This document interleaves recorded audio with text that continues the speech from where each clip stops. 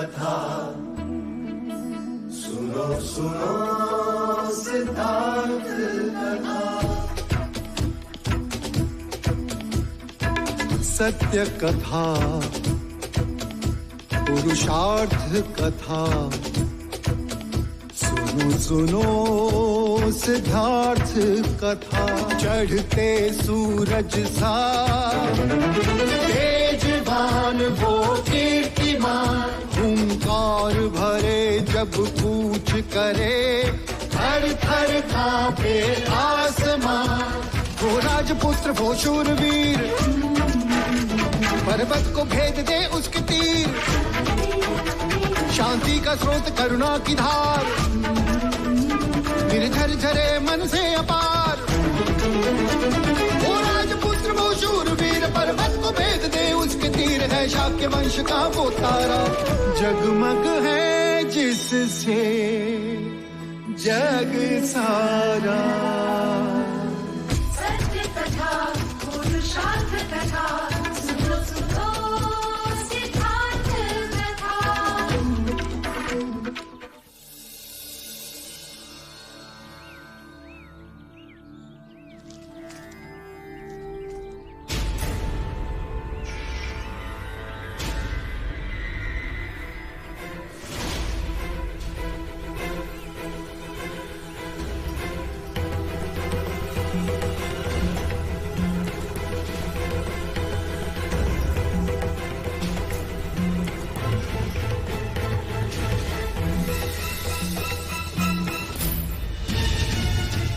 चंद्रभागा, जो आज तुमने सिद्धार्थ के साथ किया वो मैंने देखा। मैंने क्या किया है? ये तुम अपने हृदय से पूछो। इस प्रकार तुम अपनी ही हानि कर रहे हो। सिद्धार्थ एक विभूति है, उसकी बराबरी तुम तो क्या, मैं भी, यहां तक कि गुरुवर्य भी नहीं कर सकते।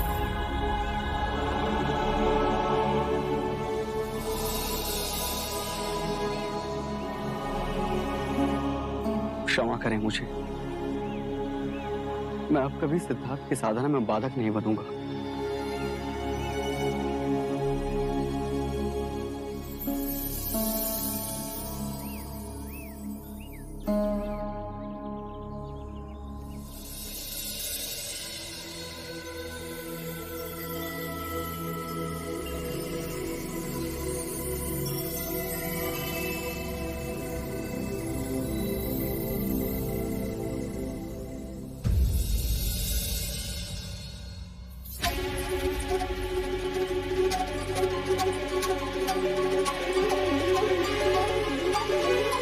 कल रात तुम कहां थे देव? आधी रात को लौटे। रंग भवन में था और आप दोनों एक साथ उपस्थित, अवश्य कोई उपदेश सुनाने आए होंगे। धन्य हो तुम देव। क्या मैं जान सकती हूँ कि महाराज के सामने इतनी उत्सुकता से सिद्धार्थ को लाने की बात करने का अर्थ क्या है? और वो भी अब, जब रास्ते का कांटा स्वयं दूर हो गया। हाँ, वो एक चाल है। महाराज के साथ साथ आपको भी विश्वास हो गया ना? बना बनाया खेल बिगाड़ रहे हो देवदत्त। पिताजी, सबके समक्ष अपनी उपस्थिति अर्जित करनी थी बस। तो क्या तुम सिद्धार्थ को नहीं ढूंढोगे? मूर्ख हूं मैं, मूर्ख हूं मैं। यदि समक्ष भी आ जाए ना तो भी अनदेखा कर दूंगा उसे। सच, महाराज को प्रसन्न करने के लिए स्वांग तो करना ही था। इस सिद्धार्थ के जाने से मैं कितना व्याकुल हूं।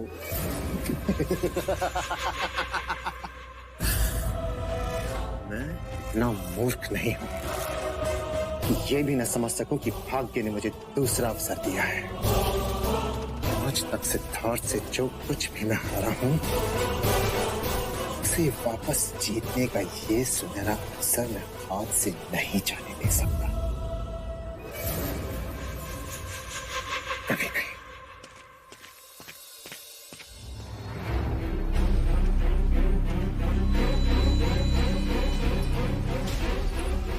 सोचा था जब मेरा पुत्र होगा तो रूप तुमसे लेगा और बुद्धि मुझसे,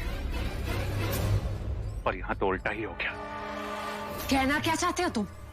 संकट की घंटियां बज रही रानी मंगला। जब भी ये मूर्ख अपनी बुद्धि का प्रयोग करता है तो कोई ना कोई नई समस्या खड़ी कर देता है। क्यों कोस रहे हो मेरे पुत्र को? अपने भाग्य को कोस रहा हूं। एक हमारे पुत्र को देखो और एक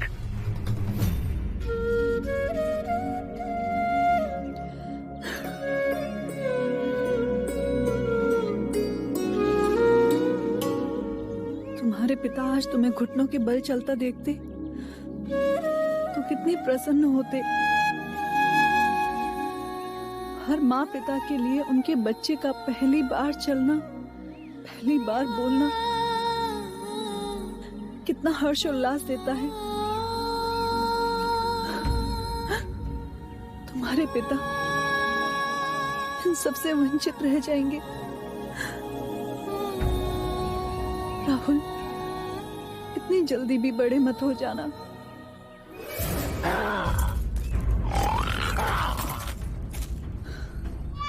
अरे अरे अरे अरे अरे अरे, हाँ? डर कैसे गया? कैसे डर गया? क्षत्रिय पुत्र हो तुम, तुम्हें तो मैं अपनी तरह बनाऊंगा।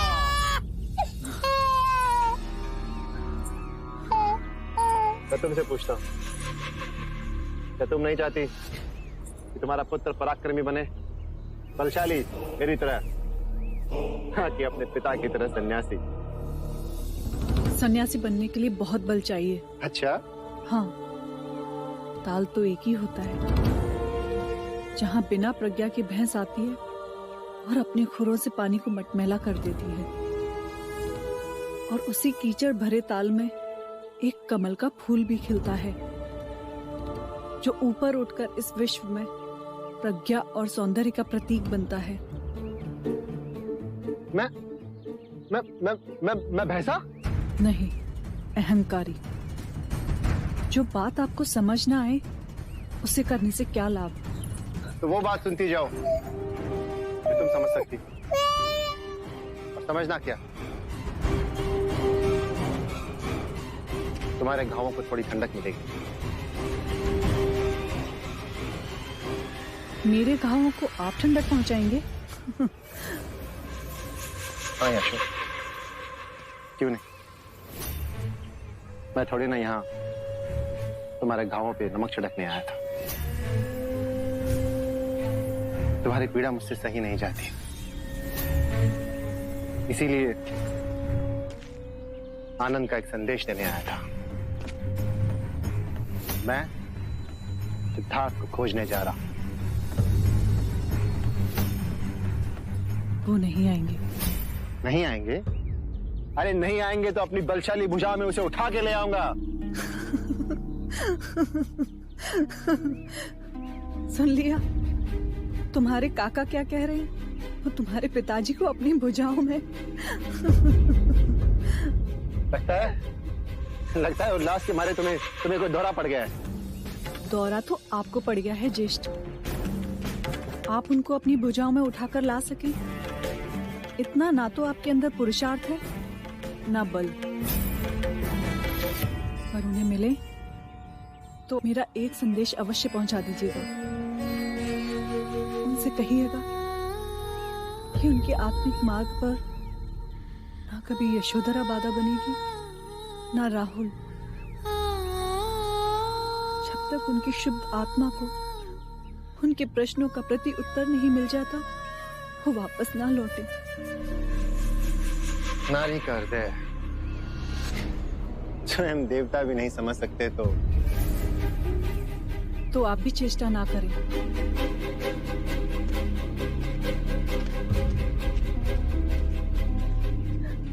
हे मेरे देव, मेरे स्वामी, एक पत्नी की प्रबल इच्छा है कि आपको अपने प्रश्नों का उत्तर शीघ्र ही मिल जाए और आपको किसी भी विवशता के कारण अपने कठिन मार्ग को छोड़कर लौटना ना पड़े।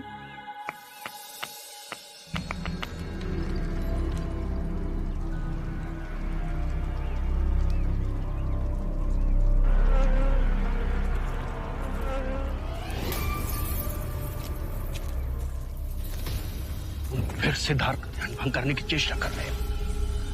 भला करो तो भी बुरा ही बनता हूं। मैं तो सिद्धार्थ की सहायता कर रहा हूं।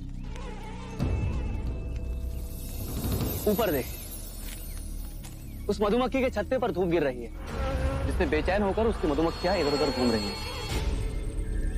और कुछ मधुमक्खियां तो सिद्धार्थ पर भी बैठी हैं। अब अगर मधुमक्खियों ने उन्हें काट लिया तो क्या उनका ध्यान भंग नहीं होगा?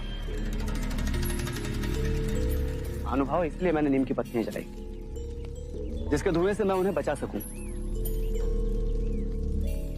क्षमा करना मित्र, मुझे लगा तुम सिद्धार्थ से ईर्ष्यावश कोई नया खेल रच रहे हो।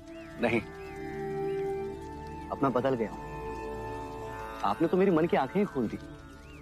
गुरुवरी ने तो यह भी कहा है कि आप स्वयं ध्यान ना करो तो कोई बात नहीं, परंतु यदि आप दूसरों के ध्यान में सहायता करें तो आपको भी अपना लक्ष्य मिल ही जाएगा।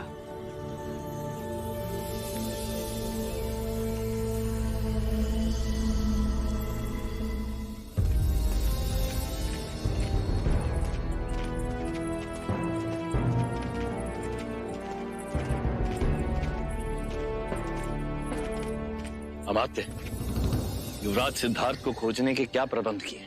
महाराज, युवराज को खोजने उत्तर दिशा में राजा अमितोदन जाएंगे, पश्चिम दिशा में कुमार देवदत्त जाएंगे और दक्षिण दिशा में मैं स्वयं जाऊंगा। भाई महाराज, प्रस्थान की अनुमति दीजिए। छोटे काका,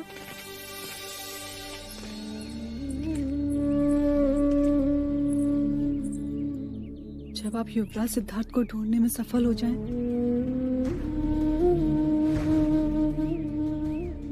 तो स्मृति के स्वरूप उन्हें ये कमल का फूल दीजिएगा और उनसे विनती कीजिएगा कि वो भी अपनी एक स्मृति भेजें। उनसे ये अवश्य कहिएगा कि यशोधरा हर क्षण उनकी प्रतीक्षा में आंखें बिछाए बैठी है। अनुज, एक बात का ध्यान रहे, उसे हमारे दुखों का विख्यान मत करना। और हाँ, उसे कंधक की मृत्यु का समाचार मत देना, उसके कोमल हृदय को आघात लगे।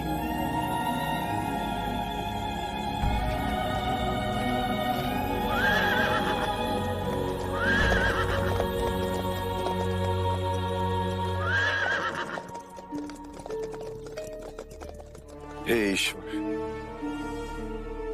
सिद्धार्थ को ढूंढने में और उसे वापस लाने में इनके रास्ते की सारी बाधाएं दूर कर दो।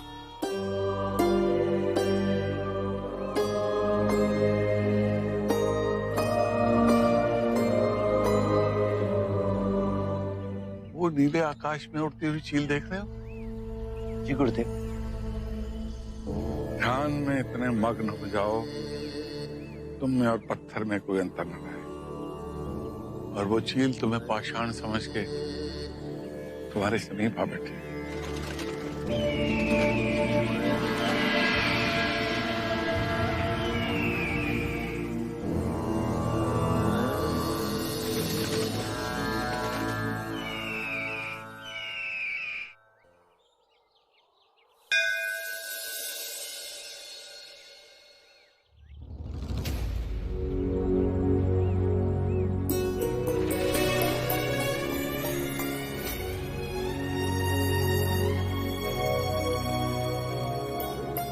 मेरे सिद्धार्थ की रक्षा करना।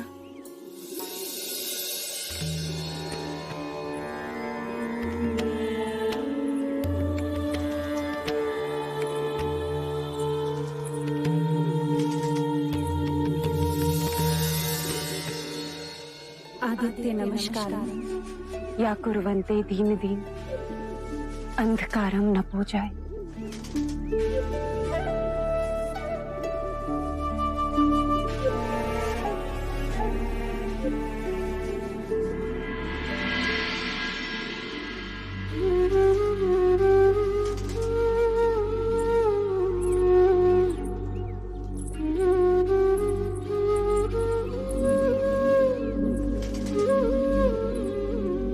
यशो, यहाँ एकांत में बैठे क्या सोच रही हो? पहले युवराज की बातें अनोखी लगती थी, और अब जब सोचो तो बातें बहुत सत्य लगती हैं। वो कहते थे या तो ईश्वर कहीं नहीं है, या कण कण में ईश्वर है। तो सोचा, यदि कण कण में ईश्वर है तो मैं यहाँ बैठूं या मूर्ति के सामने बैठकर प्रार्थना करूं? बात तो एक ही है। पर भगवान के सामने प्रार्थना करके मैं मांगू भी तो क्या?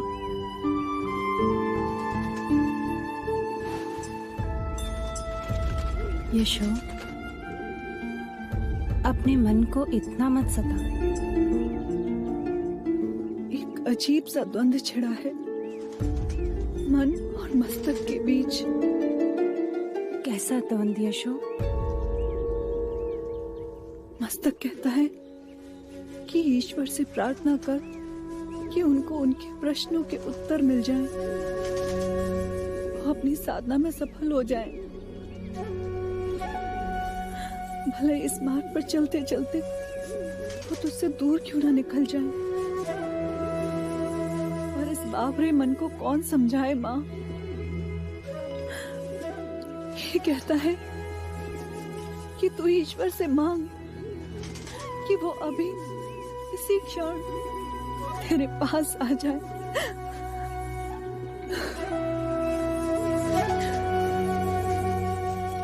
एक और भय प्रतिदिन मेरे मन में प्रबल होता जा रहा है माँ, जैसे उनका लौटना असंभव लग रहा है। यशो,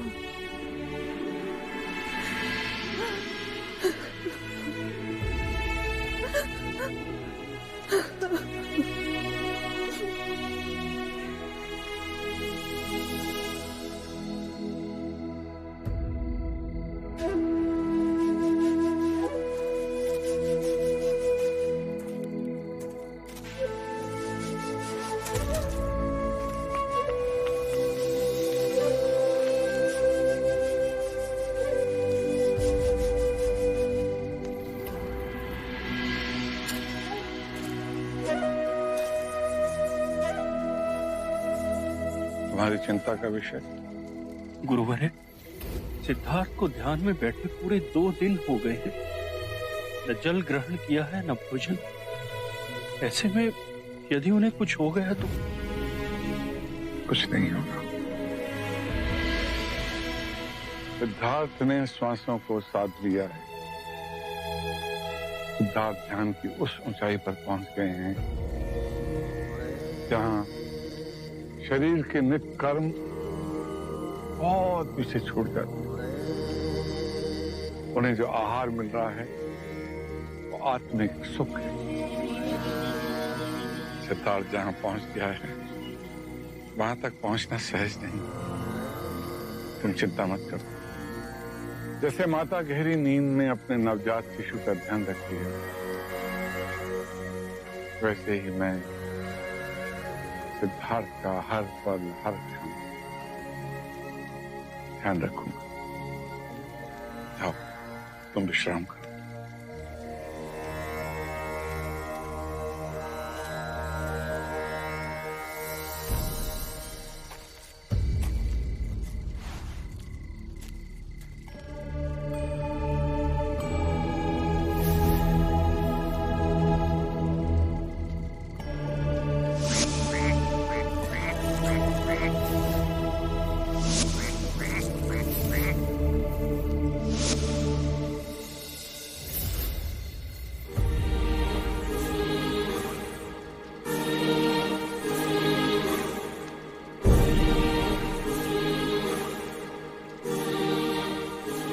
तुम्हारा ध्यान 2 दिन बाद टूटा है। मुझे समय का ज्ञान ही नहीं रहा उत्सुक। इस बार मुझे ऐसी अनुभूति हुई जैसे मैं एक पंख की तरह हल्का हो गया।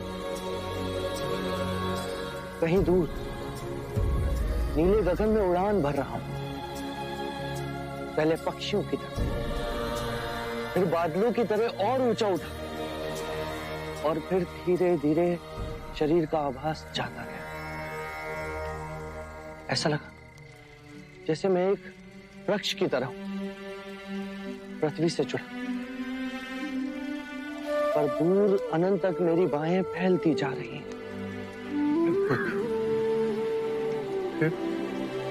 फिर चारों ओर अनंत शून्य की अनुभूति हुई। एक इतनी सघन शांति उजागर हुई, जैसे एक झरना हो शांति का, जिसमें स्नान कर मेरा रोम रोम आनंदित हो। मुझे इसकी अनुभूति हुई। अब तुम में और मुझ में कोई अंतर नहीं रह गया सिद्धार्थ। नहीं गुरुदेव। जिस ध्यान को साधने में मुझे 70 वर्ष लग गए, तुमने वही 2 माह में कर लिया। मैं धन्य हो गया। नहीं गुरुवर, आपकी और मेरी बराबरी असंभव। जब तक मैं ध्यान में था, मेरा मन शांत था। जैसे ही मेरा ध्यान भंग हुआ, वही पीड़ा और व्याकुलता ने मुझे आ गया। इसी सारस की चित्तार मेरे सामने वो सारे दुख, पीड़ाएं, व्याकुलता सब सामने ला खड़े कर दी। गुरुदेव, मुझे इस पीड़ा और व्याकुलता से मुक्ति का मार्ग समझाइए।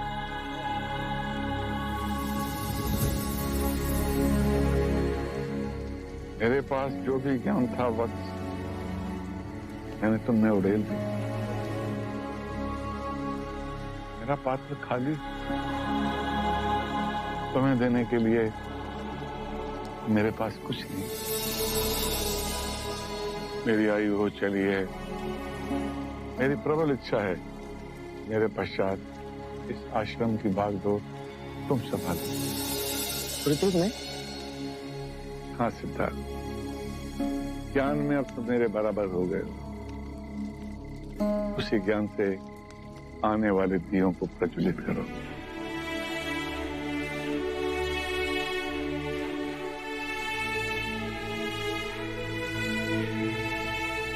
गुरुदेव, आपने मुझे इस योग्य समझा,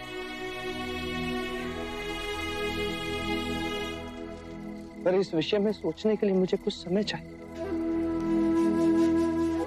ठीक है, सोच लो।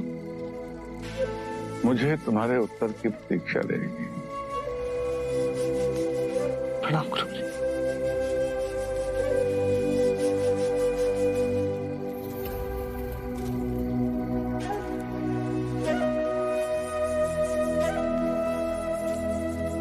अग्नि का स्वभाव कितना मधुर है। ठंड में ठिठुरते लोगों को ताप देती, भूखों को भोजन बनाने की ऊर्जा। परंतु ये अग्नि एक ही घर की सीमा में बन जाएगी। एक परिवार को सुख देने के लिए अग्नि अनगिनत मानवों को अंधकार और यातना में तो नहीं छोड़ सकती। गुरु की आज्ञा के आगे मैं नतमस्तक हूं, पर मैं यहाँ ठहर नहीं सकता। साधना के मार्ग में मैं जहां तक पहुंचा हूं, उसके आगे बहुत बड़ी अनंत की यात्रा तय करनी है। मुझे जीवन और मरण के चक्र से मुक्ति का मार्ग खोजना है।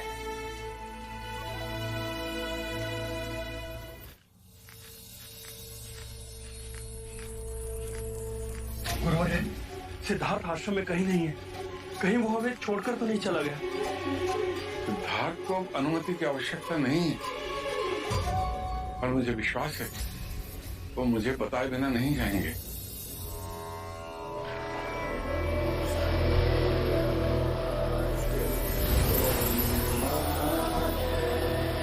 कहीं नहीं गया सिद्धार्थ। वो देखिए, पानी में श्वास रोकने का ध्यान करके आ रही है।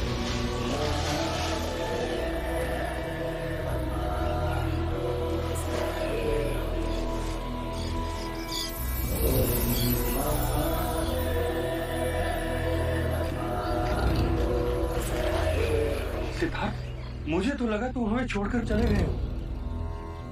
मेरी आध्यात्मिक यात्रा को आगे बढ़ाने के योग्य केवल तुम ही हो सिद्धार्थ। इस आश्रम की बागडोर अपने हाथ में ले लो बस। यह आपका मुझ पर अपार स्नेह है गुरुवर, और मेरे मन में कुछ और। कहो, निर्भय होके कहो। गुरुवर, मैं आश्रम छोड़कर जाना चाहता हूँ।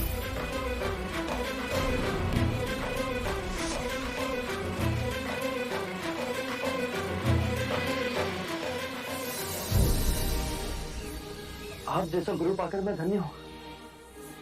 आपने एक बार भी नहीं पूछा कि मैं ऐसा क्यों कह रहा हूँ। ध्यान के साथ सोपान की विद्या और उसका अनुभव मुझे था, तो मैंने तुम्हें सौंप दिया।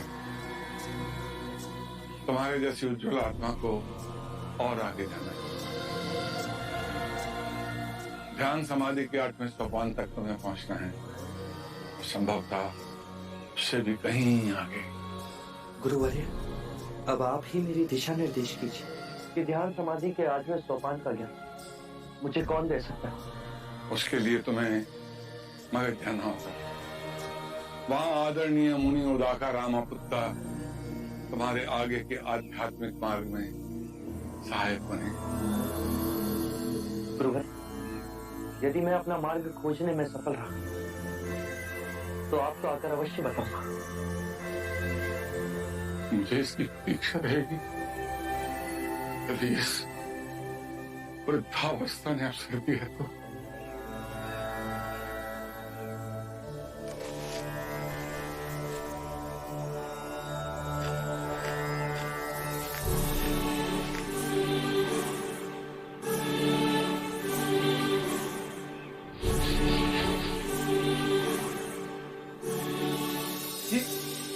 ये आप क्या कर रहे हैं गुरुवर? तुम भी उनके चरणों की धूल अपने माथे पे लगा दो। कदाचित ये अवसर कभी मिले ना मिले। वो देखो, युग पुरुष चला जा रहा है। युग युगांतर के पश्चात ऐसा युग पुरुष धरती पर अवतरित होता है और धरती पावन धन्य हो जाती है।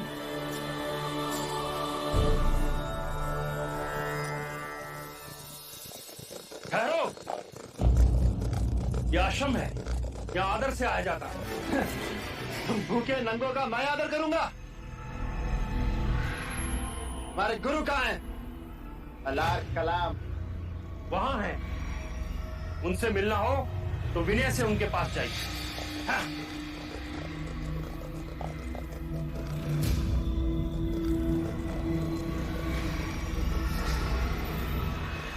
सिद्धार्थ कहाँ है? सिद्धार्थ यहाँ आए थे, 2 माह रह के चले। कहाँ चले गए? आपका परिचय? हम उसके भाई हैं। अंतिम बार हमने सिद्धार्थ को निकलते हुए देखा है। वो कहाँ गए हैं मालूम? पवन किस दिशा में बहती है क्या तुम जानते हो?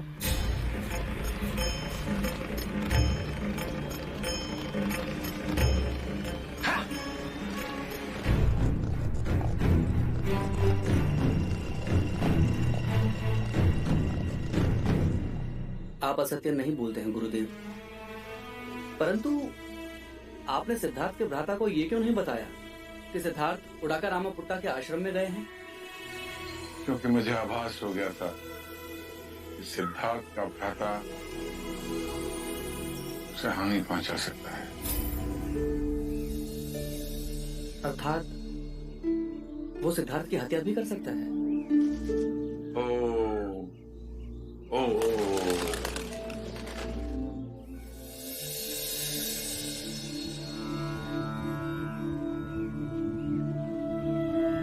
सुनिए भाई, ये मुनि उदाका रामापुत्ता के आश्रम का मार्ग कौन सा? मुनि उदाका रामापुत्ता जी, उनका आश्रम राजगृह से पूरब की ओर है। आप इसी राह से आगे बढ़िए। धन्यवाद। ये सभी पशुओं को कहाँ ले जा रहे हैं? राजगृह ले जा रहे हैं। क्यों? वहां इनकी बलि देंगे। बलियों?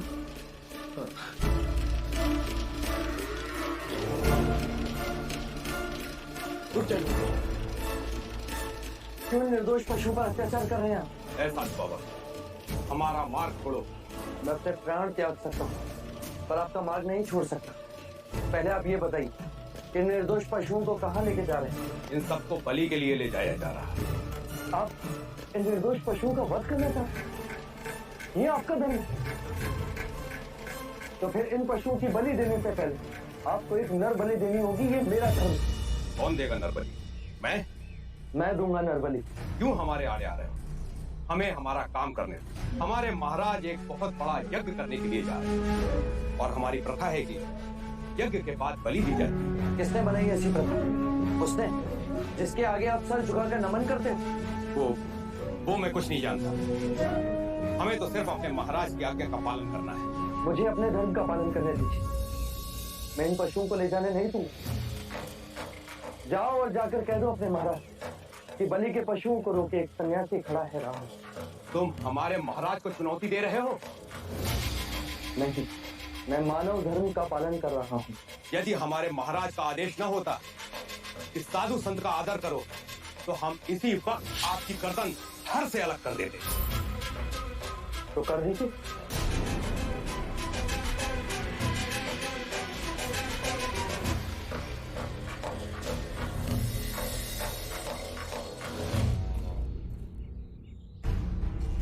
महाराज, 101 पशुओं की बलि यहाँ चढ़ाई जाएगी। उत्तर में मंडप सजाया जाएगा और 1001 विधियां उधर होंगी। ध्यान रहे किसी प्रकार का विघ्न न पड़े।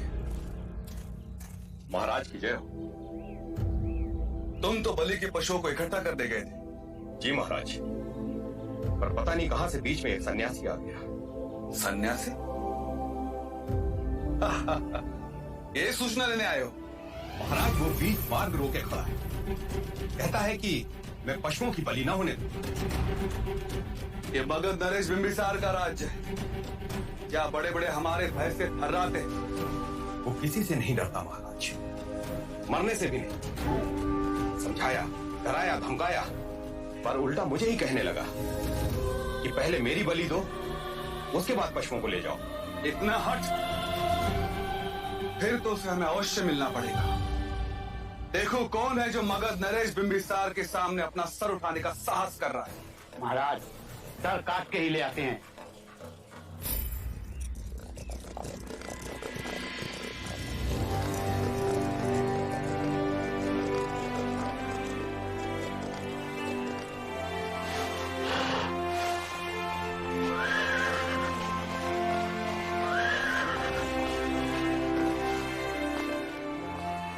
ये मेरा राज्य है, यहाँ केवल मेरा आदेश चलेगा। असंख्य राज्य बने, असंख्य राज्य बिगड़े, अंत ही जीवन का परम सत्य है। अब धर्म की शिक्षा तुम मुझे दोगे? धर्म के नाम पर यदि अधर्म होगा तो मैं उसका विरोध करूंगा। यदि सन्यासी नहीं होते तो अभी तुम्हारी बलि चढ़ा देता मैं। सन्यासी की हत्या के पाप से आज मैं तुम्हें मुक्त करता हूं।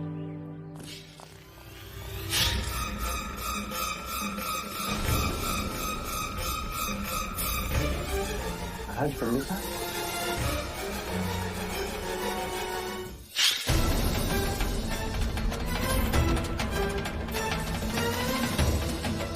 महाराज बिंबिसार,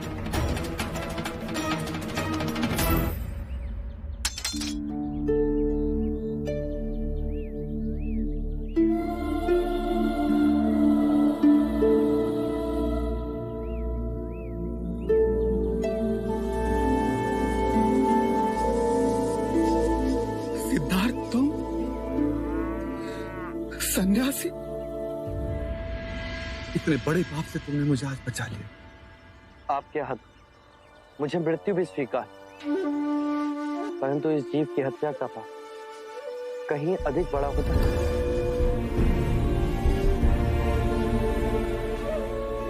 प्रश्न ये नहीं मित्र कि मैं जीऊं या मरूं।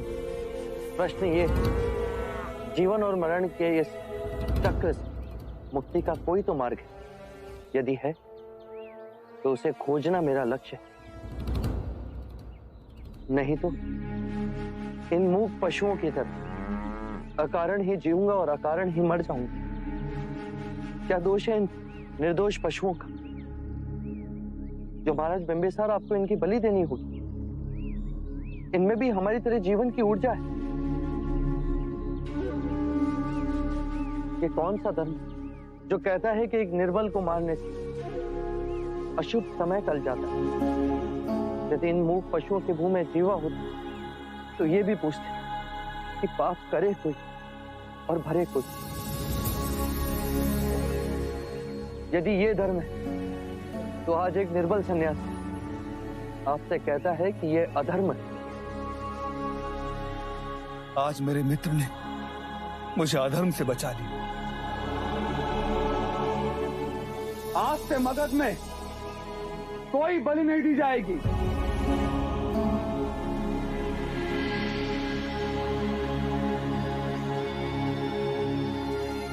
सिद्धार्थ, तुम्हें इस अवस्था में देख ना सकूंगा, इतना बल नहीं है मुझे।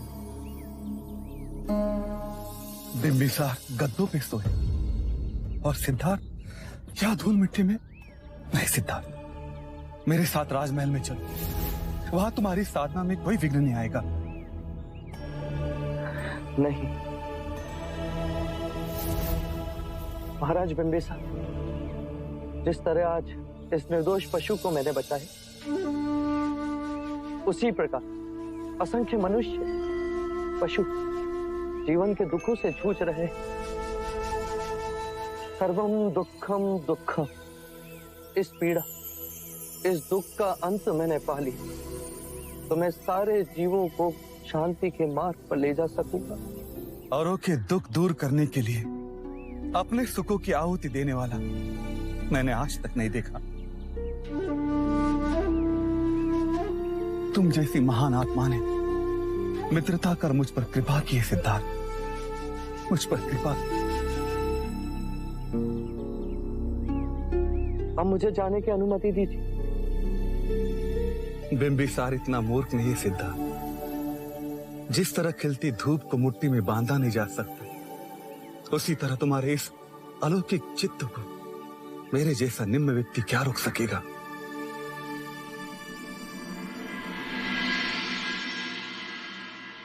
सिद्धार्थ, मित्र को एक वचन दोगे?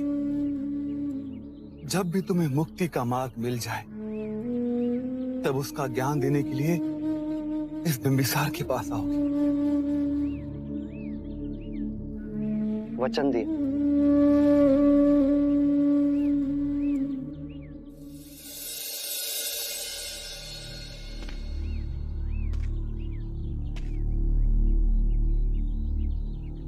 एक मित्र ये बात समझा सकता था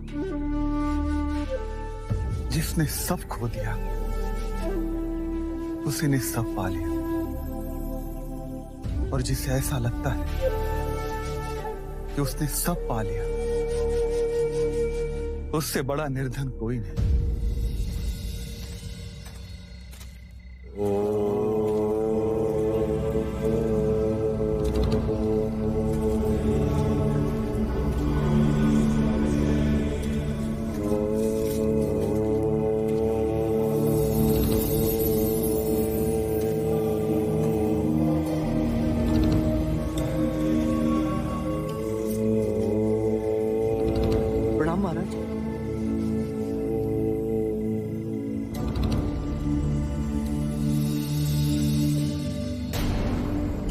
मैंने वस्त्र का त्याग कर दिया है, अब ये पृथ्वी ही मेरा वस्त्र है। आप ठंड से ठिठुर रहे थे तो? अपनी तपस्या से मैंने ठंड पर जीत पा ली, शरीर की सारी सीमाओं को तोड़ डाला है। क्षमा करें।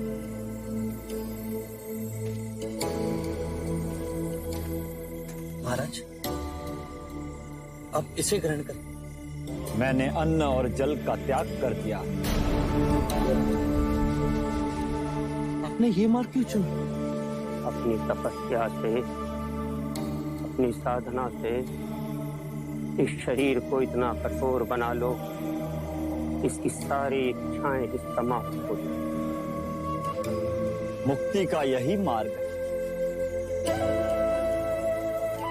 मुक्ति क्या है? परमानंद।